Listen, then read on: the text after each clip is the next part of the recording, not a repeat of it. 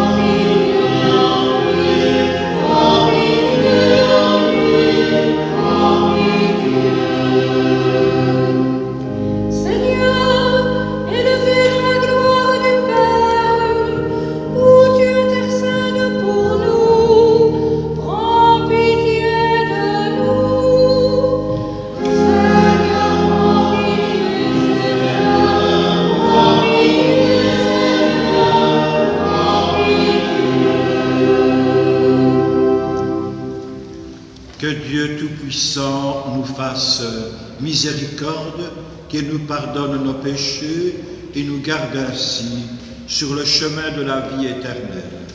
Amen. Dans la joie, nous chantons la présence de Dieu parmi nous et dans le monde.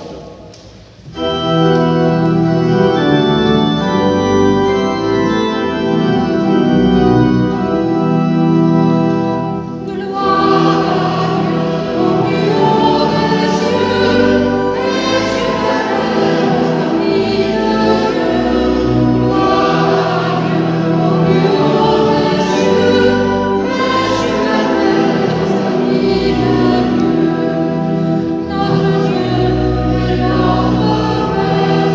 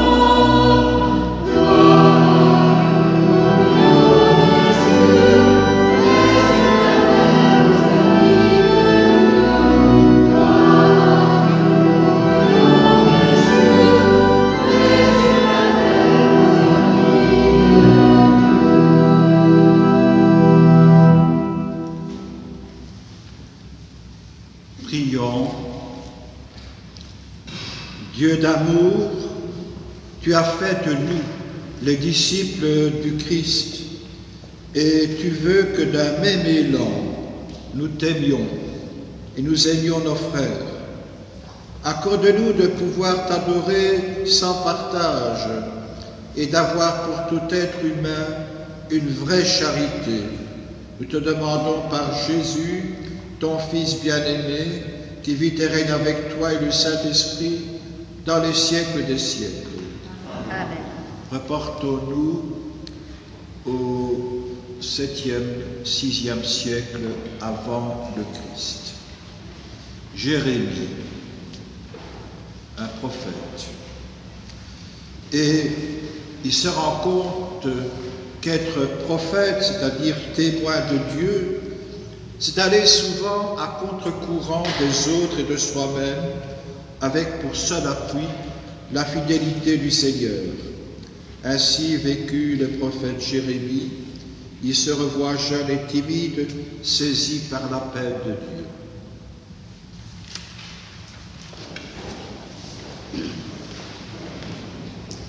Première lecture. Au temps de Josias, la parole du Seigneur me fut adressée. Avant même de te façonner dans le sein de ta mère, je te connaissais. Avant que tu viennes au jour, je t'ai consacré. Je fais de toi un prophète pour les nations. Toi, mets ta ceinture autour des reins et lève-toi. Tu diras contre eux tout ce que je t'ordonnerai. Ne tremble pas devant eux, sinon c'est moi qui te ferai trembler devant eux. Moi, je fais de toi aujourd'hui une ville fortifiée, une colonne de fer, un rempart de bronze pour faire face à tout le pays, au roi de Juda et à ses princes, à ses prêtres et à tout le peuple du pays. Ils te combattront, mais ils ne pourront rien contre toi, car je suis avec toi pour te délivrer. Oracle du Seigneur, parole du Seigneur.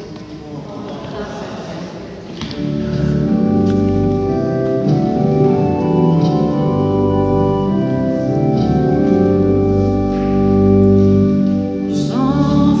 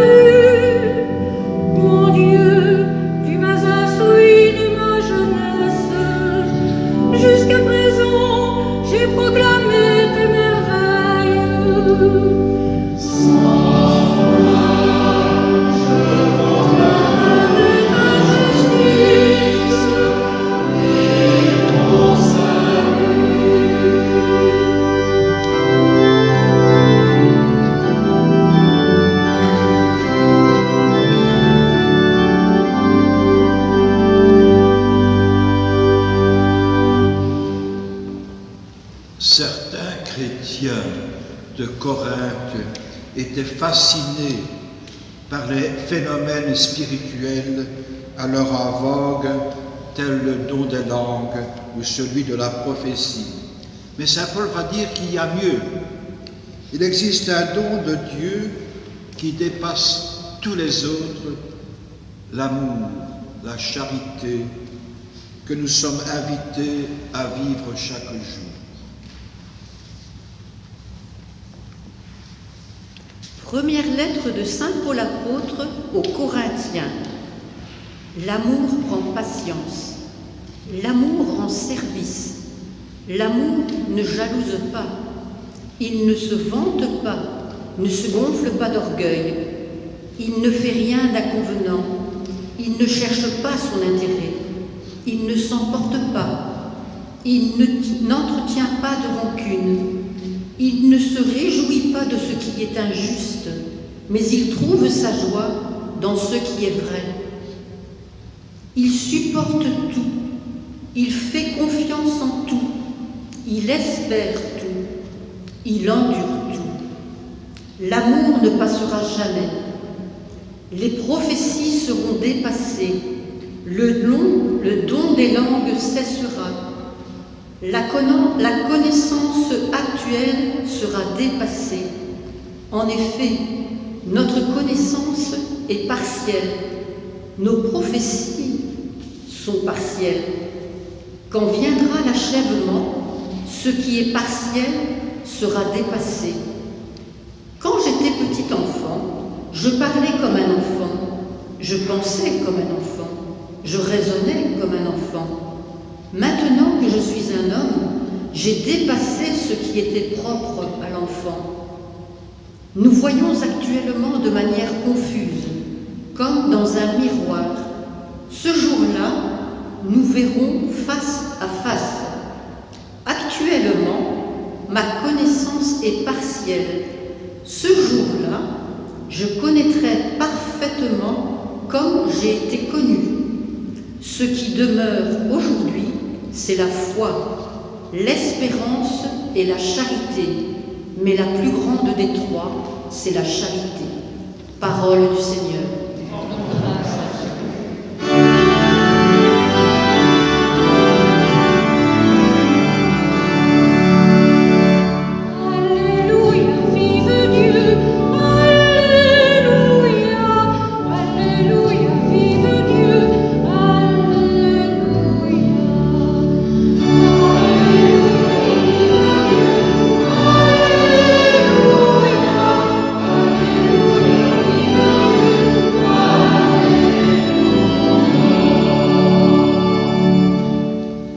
Le Seigneur m'a envoyé porter la bonne nouvelle aux pauvres, annoncer aux captifs la libération.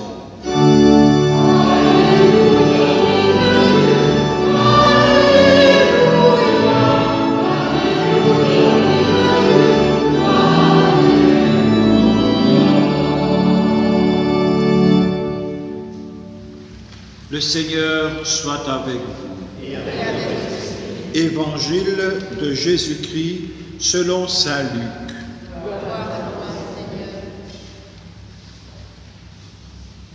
En ce temps-là, dans la synagogue de Nazareth, après la lecture du livre d'Isaïe, Jésus déclara « Aujourd'hui s'accomplit ce passage de l'Écriture que vous venez d'entendre. »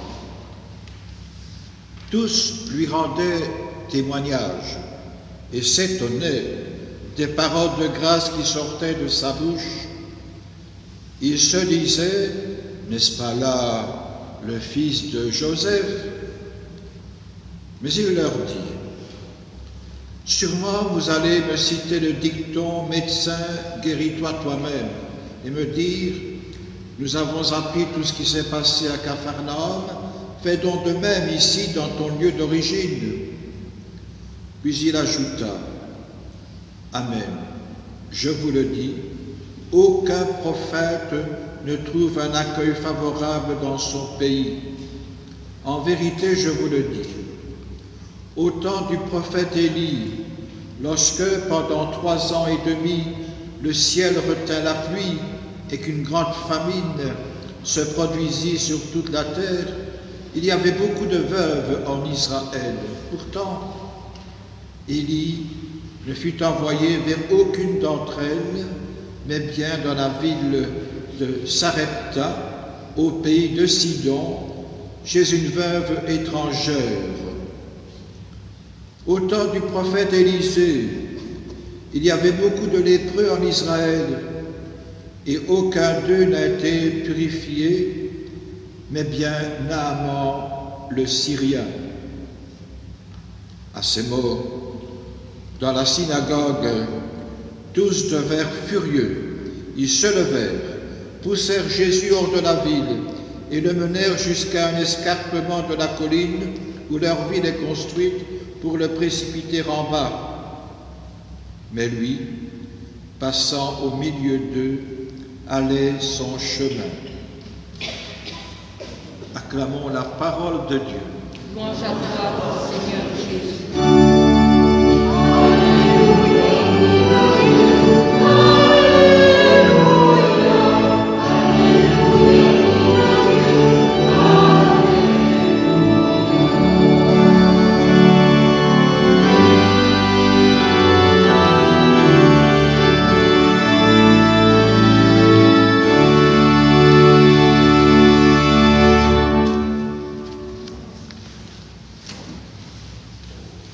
Chers frères et sœurs dans le Christ, chers amis, au début de mon propos, je voudrais partir de l'événement du Concile Vatican II, ouvert le 11 octobre 1962 par le pape Jean XXIII et qui s'est terminé le 8 décembre 1965 sous le pontificat de Paul VI.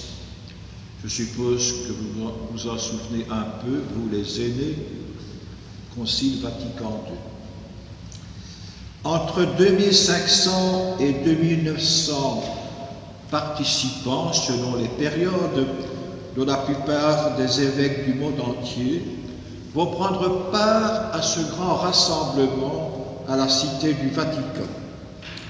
Et dans cet ensemble, deux partis, pourrait-on dire, vont s'opposer, une minorité et une majorité. Une minorité, où se trouvait le bien connu Monseigneur Lefebvre, eh bien, une minorité sera préoccupée de sauvegarder la doctrine traditionnelle de l'Église en même temps que sa forme classique, tandis qu'une majorité va être plus soucieuse de traduire pour le monde d'aujourd'hui le trésor de la doctrine ecclésiale, en sauvegardant évidemment ce trésor, mais en s'ouvrant aux réalités actuelles, à ses expressions, aux grands problèmes de l'humanité. Et cette majorité va insister, retenez bien ceci, sur la dimension pastorale du peuple chrétien. Et notre pape actuel, même s'il déconcerte certains, va reprendre cette mentalité, cette prise de position pastorale en invitant chacune et chacun à aller vers les frontières, à devenir des disciples missionnaires. Ça, c'est l'optique de notre pape. En somme, suite à ce Concile Vatican II, donc notre pape va inviter toute l'Église donc à devenir missionnaire. Ce seront plus seulement les prêtres et les religieux qui devront être pasteurs, même s'ils ne le sont pas toujours, mais tous les chrétiens. Les prêtres, les religieux et religieuses évidemment seront pasteurs d'une manière spéciale, même pour les prêtres de manière sacramentelle, symbole vivant du Christ bon pasteur, mais tous les croyants seront invités à adopter une attitude de berger, une attitude pastorale là où ils sont. C'est dans cette perspective que je voudrais relire avec vous l'évangile qui vient d'être proclamé. Celui-ci, cet évangile, fait suite à celui de dimanche dernier. Dans la synagogue de Nazareth, Jésus a lu un texte du prophète Isaïe.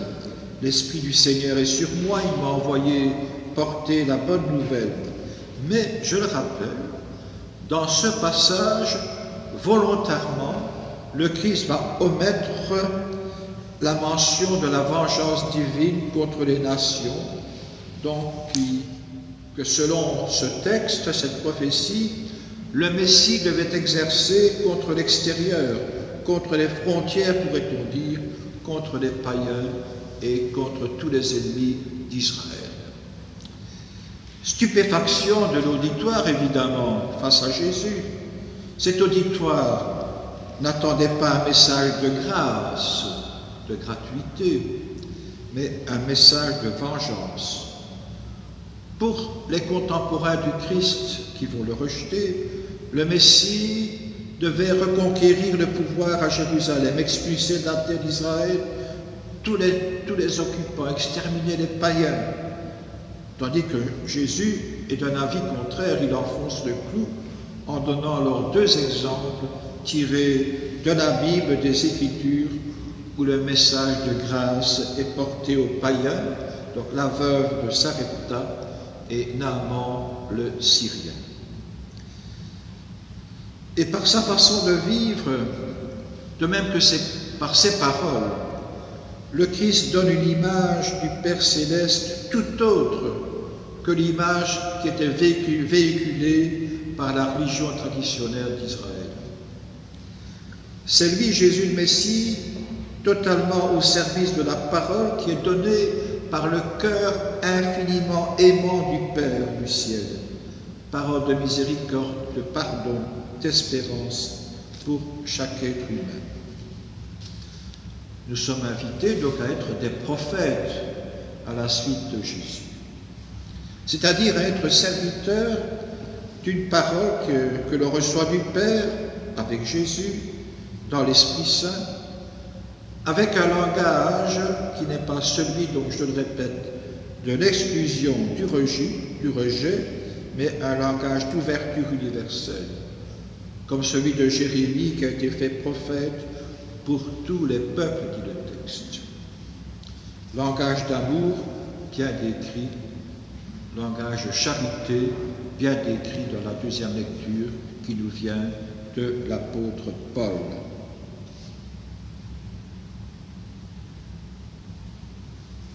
Pas mal de chrétiens refusent cette modalité pastorale ou ne la vivent pas du tout, simplement. À ce niveau-là, nos communautés chrétiennes, nos paroisses ont vraiment, je pense, un pas à faire. Je suis souvent triste parce que ce pas ne se fait guère chez nous. Il est important d'avoir de belles liturgies comme maintenant. Il est important d'avoir une catéchèse, une bonne catéchèse. Il est important d'aller vers les plus pauvres de notre monde. 3 dimensions de la vie chrétienne. La prière, la liturgie, l'annonce de la parole et aussi la présence au monde d'aujourd'hui. 3 dimensions de la vie chrétienne. Mais ces 3 dimensions, me semble-t-il, eh bien, elles sont invitées à adopter un élan pastoral. Un élan pastoral.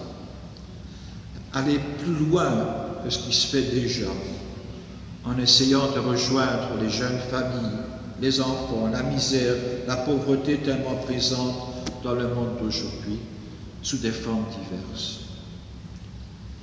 Moi, j'ai travaillé beaucoup dans la catéchèse, ici dans l'unité, et en conscience, je me suis efforcé quand même de toucher les jeunes familles, de leur annoncer de manière adaptée la bonne parole, avec beaucoup de moyens techniques et autres, aussi par un sens de l'écoute.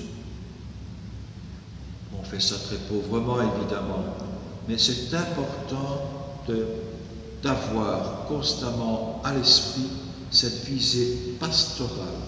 Il ne faut pas seulement laisser au curé cette visée, même si certains n'en ont pas du tout d'ailleurs, mais pouvoir vivre chacune et chacun dans notre monde aujourd'hui, seul, mais aussi en communauté, cette dimension de pasteur pour tous, prophète pour tous les peuples, comme Jérémie.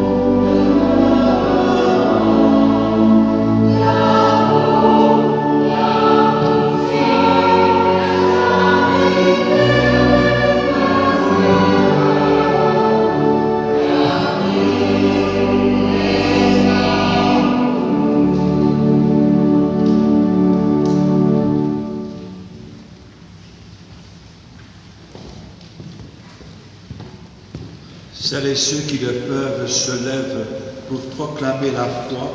Nous proclamons, nous disons cette foi ensemble.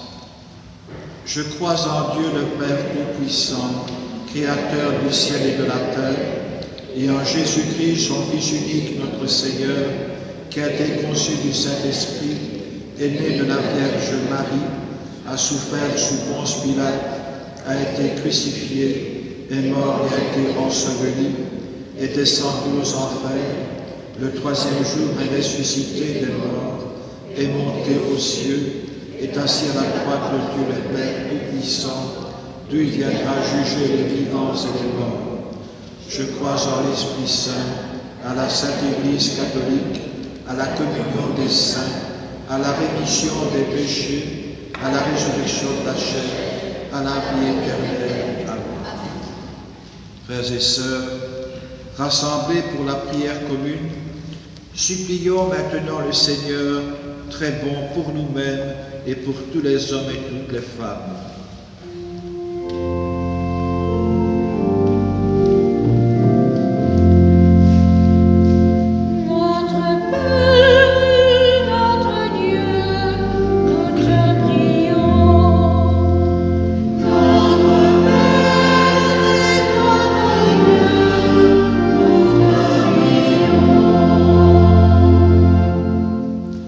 L'amour ne passera jamais. Nous te prions, Seigneur, pour ton Église, appelée à annoncer la bonne nouvelle à tous les hommes, qu'elle traduise dans ses paroles et dans ses gestes ta tendresse pour le faible, le pauvre, le petit. Seigneur, écoute-nous.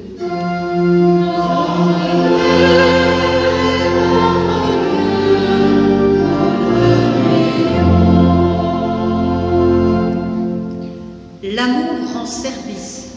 Nous te prions, Seigneur, pour celles et ceux qui exercent des responsabilités, et tout particulièrement ceux qui travaillent avec persévérance à la réconciliation des peuples. Seigneur, écoute-nous.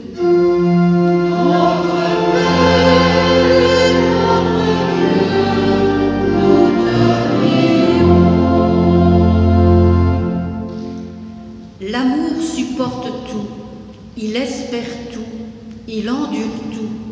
Nous te prions, Seigneur, pour les victimes des conflits dans le monde, pour les malades de la lèpre et pour tous ceux qui connaissent la misère, la maladie ou l'angoisse du lendemain.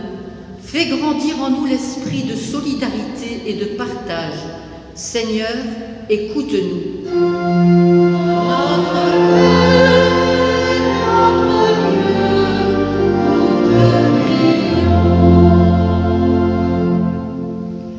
L'amour ne cherche pas son intérêt. Nous te prions, Seigneur, pour notre unité pastorale, qu'elle sache dépasser les divisions et les rancœurs et donne autour d'elle le témoignage d'une amitié sincère entre ses membres. Seigneur, écoute-nous.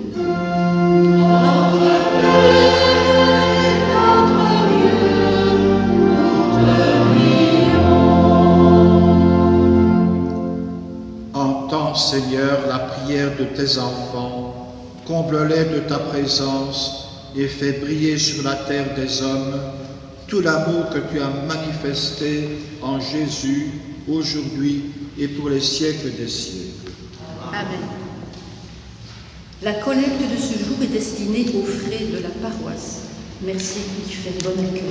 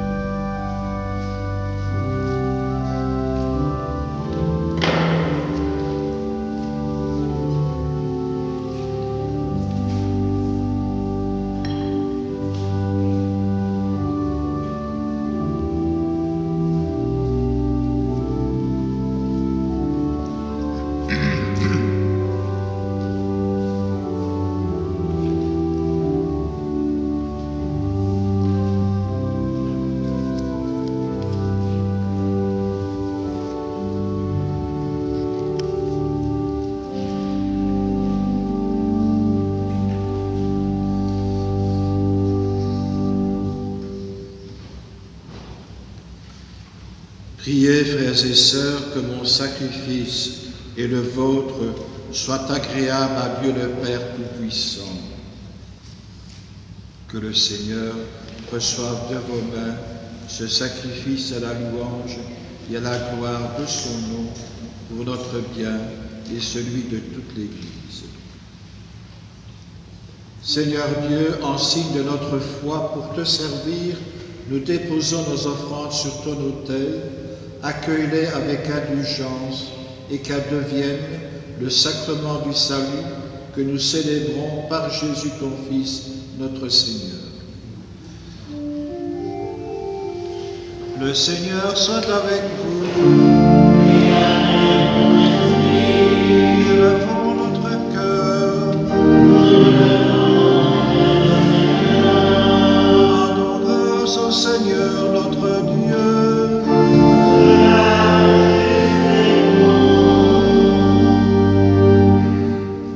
Dieu saint, Dieu qui nous parle, nous te rendons grâce pour le message d'amour que tu nous donnes par ton Fils Jésus-Christ.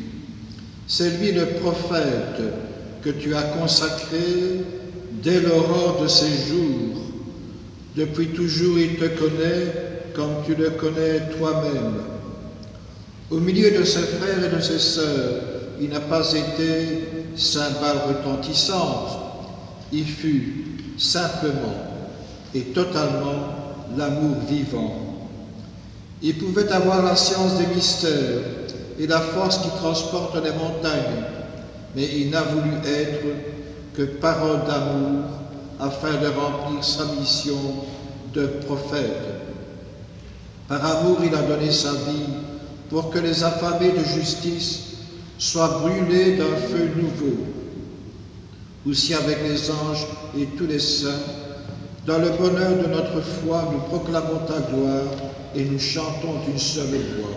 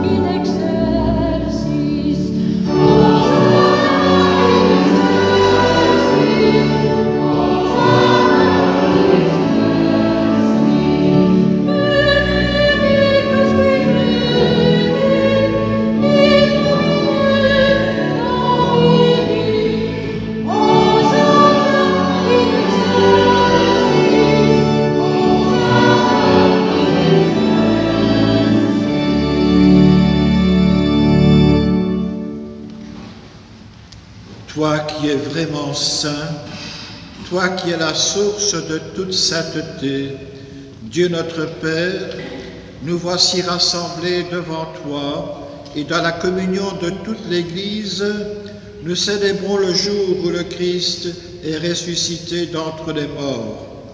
Par lui, que tu as élevé à ta droite, nous te prions. Sanctifie ces offrandes en répandant sur elles ton esprit, qu'elles deviennent pour nous le corps et le sang de Jésus le Christ, notre Seigneur. Au moment d'être livré et d'entrer librement dans sa passion, il prit le pain, il rendit grâce, il le rompit et le donna à ses disciples en disant « Prenez et mangez-en tous, ceci est mon corps livré pour vous. »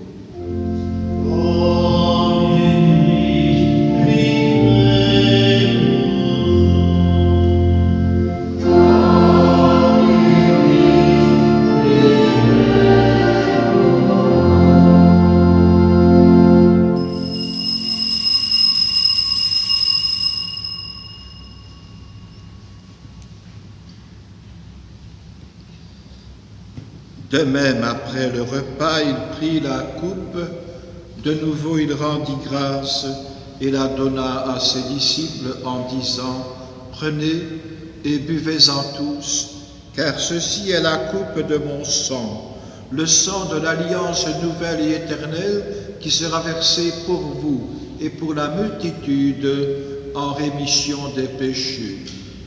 Vous ferez cela en mémoire de moi.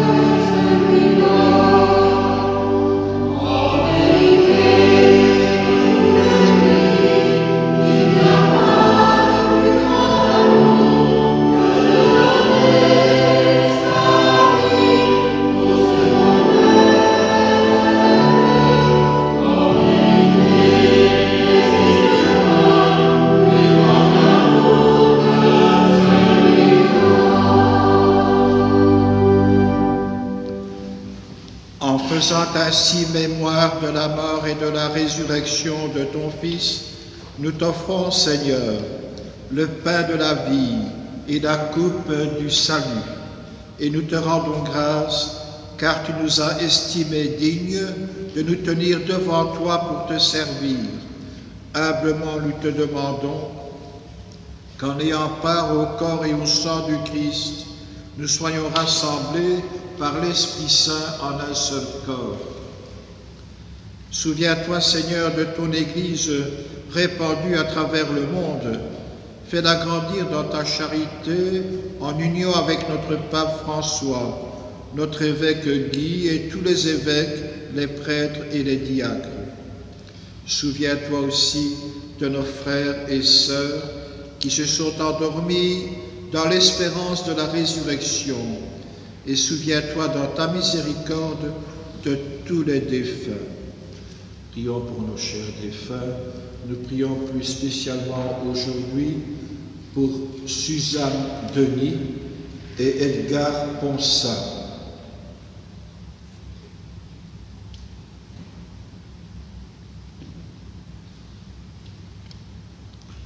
Accueille-les dans la lumière de ton visage, Seigneur. Et sur nous tous, enfin, nous implorons ta bonté.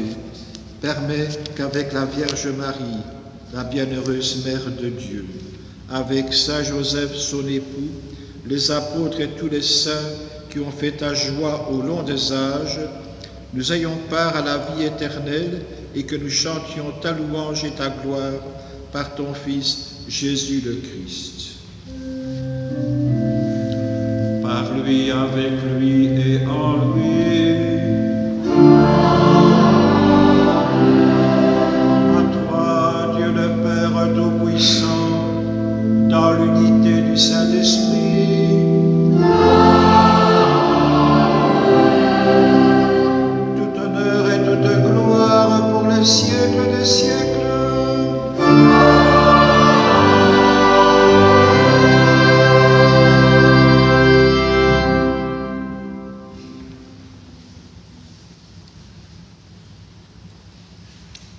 Du plus profond de notre cœur, prions ce que Jésus nous a donné pour nous adresser au Père du ciel. Notre Père, qui es aux cieux, que ton nom soit sanctifié, que ton règne vienne, que ta volonté soit faite sur la terre comme au ciel. Donne-nous aujourd'hui notre pain de ce jour. Pardonne nos offenses, comme nous pardonnons aussi à ceux qui nous ont offensés, et ne nous laisse pas entrer en tentation, mais délivre-nous du mal, car c'est à toi qu'appartiennent le règne, la puissance et la gloire, pour les siècles des siècles. Seigneur Jésus-Christ, tu as dit à tes apôtres, « Je vous laisse la paix, je vous donne ma paix. Ne regarde pas nos péchés, mais la foi de ton Église, pour que ta volonté s'accomplisse. Donne-lui toujours cette paix et conduis-la vers l'unité parfaite, toi qui règnes pour les siècles des siècles. Amen. Que la paix du Seigneur soit toujours avec vous. Et avec l'esprit. On peut s'envoyer un petit signe de paix. Si on est de la même bulle, on peut s'embrasser.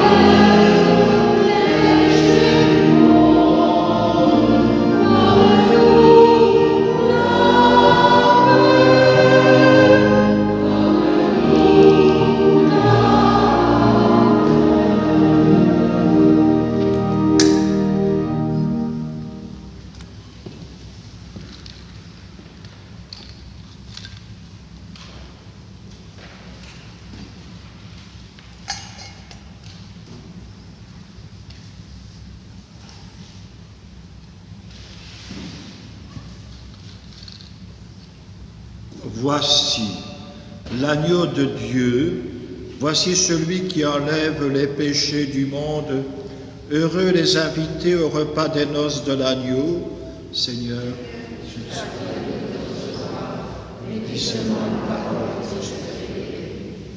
le corps du Christ.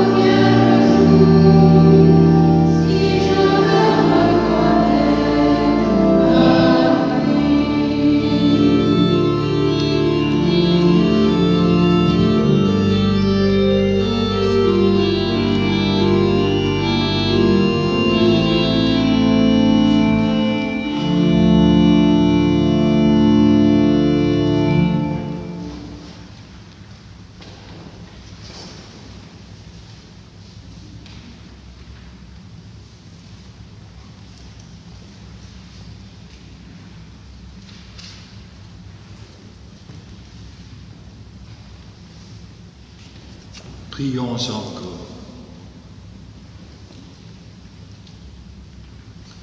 Dieu notre Père, nous te rendons grâce pour la rencontre de ton Fils Jésus que nous venons de vivre dans sa parole vivante et dans son pain rompu. Nous te prions encore que se lèvent pour notre temps des prophètes qui nous réveillent et nous rendent capables d'accomplir ta parole en aimant nos frères comme Jésus nous a aimés, lui qui est vivant avec toi et l'Esprit Saint pour les siècles des siècles. Amen.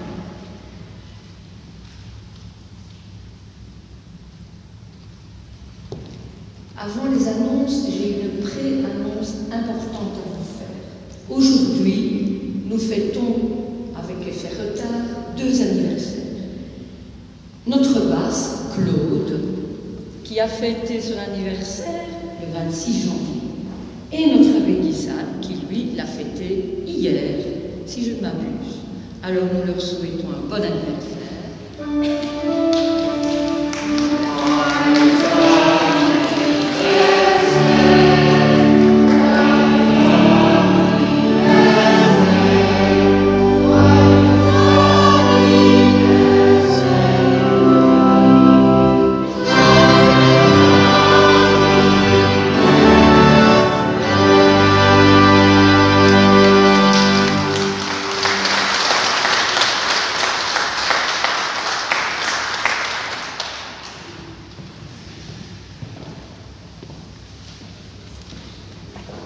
Voici donc les annonces. Pour notre paroisse ici de Farciennes-Centre, vous le savez, tous les mardis à 18h30, il y a la messe. Pour la paroisse du Taillepré, le dimanche 6 février à 14h aura lieu le baptême de Line Jacobs. Pour la paroisse Saint-Barthélemy, les messes de semaine, comme d'habitude également, c'est le mercredi, jeudi et vendredi à 18h30. Un peu plus tard dans le calendrier, et cela ça se passe au sanctuaire Notre-Dame de Fatima, le vendredi 11 février prochain à 18h, on vous propose une messe en l'honneur de Notre-Dame de Lourdes. Pour la paroisse de Pironchamp, tout à l'heure, à 16h, il y aura la messe des familles. Il y a eu des funérailles cette semaine dans notre unité, celle de la petite Taina Gazio Toscano, celle de Monsieur Antonio Spinello, celle de Monsieur Calogero Scatola Di Cara et celle de Madame Jocelyne Val. Bon dimanche à toutes et à tous. Est-ce que vous connaissez le Père Damien, apôtre des lépreux? Il est devenu Saint Damien. Alors, c'est dans son élan que l'on vit la journée mondiale des lépreux. On a ajouté les tuberculeux dans le monde. Le lépreux était mis de côté au temps de Damien. Il s'est retrouvé, parmi eux, dans l'île de Molokaï, isolé de tous. Et il s'est donné à fond pour eux. Il s'est fait lépreux avec les lépreux. Alors nous ne pouvons pas mettre de côté le souvenir de cet homme extraordinaire. C'est dans sa ligne que l'action d'Amiens continue son action, pourrait-on dire, aujourd'hui. Et je vois Paul de Moulin, je suppose qu'il a des marqueurs à 7 €, c'est bien ça, Paul, au fond de l'église. Je trouve que ça vaudrait la peine de faire honneur à Paul, évidemment, mais aussi le faire acheter ces marqueurs en nous souvenant de Saint Damien de Vester. Voilà. Le Seigneur soit avec vous. Que Dieu Tout-Puissant vous bénisse, lui qui est Père, Fils et Esprit Saint. Allez dans la paix du Christ.